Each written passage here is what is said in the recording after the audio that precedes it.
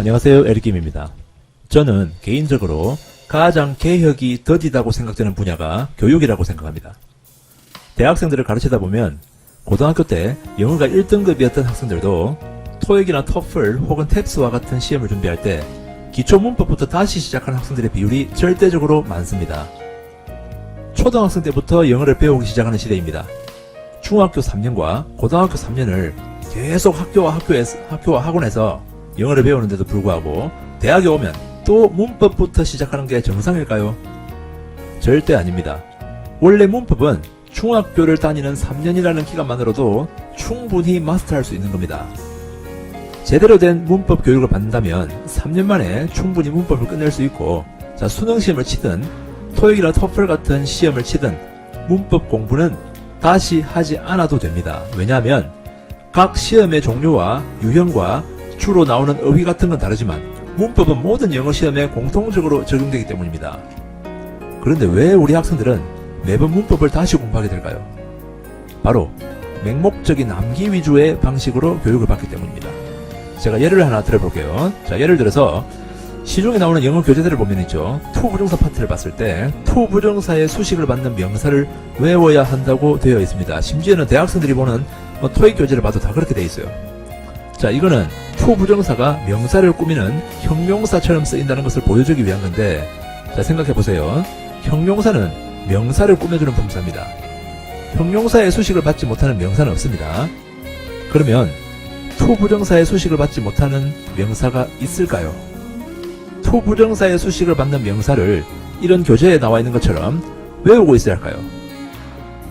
형용사가 꾸밀 수 없는 명사가 없듯이 to 부정사가 꾸밀 수 없는 명사도 없습니다. 여기 시중 교재에 나와 있는 목록에 문서, 서류라는 뜻을 나타내는 document라는 명사가 있습니까? 안 보이죠? 없죠? 그럼 document라는 명사는 to 부정사의 수식을 못 받을까요? 이 문장을 한번 보세요. 예문을 한번 보세요. I have some documents to submit. 문장이 보이죠? 이 문장에서 문장의 끝부분에 나와 있는 to 부정사인 to submit. 이게 앞에 있는 명사인 document를 꾸미고 있습니다. 문장을 해석하면 나는 제출하기 위한 서류를 몇 장 가지고 있다라는 뜻이 되죠. 어떤 서류? 어떤 서류를 가지고 있다 했습니까? 제출하기 위한 서류입니다. to submit이라는 to 부정사가 앞에 있는 document를 꾸미고 있죠. to 부정사 수식을 받고 있죠. 시중 교재에 보면 to 부정사의 수식을 받는 명사에 피자 같은 거 없죠. 피자. 예문 한번 보세요. My friend ordered a pizza to eat 합니다. 무슨 말입니까? 친구가 피자를 하나 주문했어요. 그런데 어떤 피자를 주문했습니까? to eat. 먹기 위한 피자. to eat이라는 to 부정사가 피자를 꾸미고 있죠. 제출하기 위한 서류, 먹기 위한 피자, 사용할 펜, 입기 위한 자켓 등등. 하기 위한 명사 혹은 할 명사라는 의미로 쓸 수 없는 그런 명사가 없겠죠. 그러므로 모든 명사는 to 부정사의 수식을 받을 수 있습니다. 결론은 to 부정사의 수식을 받는 명사를 외워서 문제를 푸는 건 근본적인 학습이라고 할 수 없고, 수학 문제를 풀듯이 있죠. 원리를 이해하고 풀 수 있어야 진짜 영어 문법을 공부하게 되는 겁니다. 막무가내로 외우기 방식으로 문법을 공부하니까 계속 잊어버리고, 그러면 또다시 배우는 것을 반복해야 되고, 악순환이 반복되는 거죠. 저는 외울 필요가 없는 것들을 암기시키려고 하지 않고 이해시키는 방식으로 강의를 해서 6년을 넘게 배워도 어려워하는 문법을 그 절반도 되지 않는 기간에 마스터시킵니다.